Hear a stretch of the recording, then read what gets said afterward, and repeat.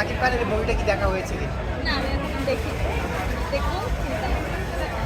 এই ছবিটা যে এখন সিনেমা হলে নাই, অন্যান্য মুভিগুলো আছে, তো হচ্ছে অনেকে বলতেছে আসলে যে হচ্ছে যে সিন্ডিকেট, বাংলাদেশে যে সিন্ডিকেট নামে একটা খুব শব্দ পরিচিত, এই সিন্ডিকেটের কারণেই নাকি হচ্ছে সাকিব খানের মুভিটা সরিয়ে নেওয়া হয়েছে। এই বিষয়ে কি বলবেন?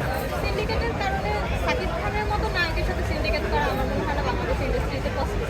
সাকিব খান কিংয়ের সাথে কখনো সিন্ডিকেট করা যায় না। আর সেকেন্ড যে বিষয়টা আমার মনে হয়েছে এটা পুরোটাই তাদের প্রচারণার যে টিম সেই টিমের। একদম আমি মানে পার্সোনালি মনে করি যে টিমের কারণে এটা সম্ভব হয়নি। টিম যদি চাইতো, টিম আরেকটু ভালোভাবে প্রচারণা করতে পারতো, টিম যদি চাইতো নেগোশিয়েট করে প্রত্যেকটা হলে 133টা হলে হচ্ছে প্রিন্স মুভিটা রিলিজ হয়েছে আমরা জানি।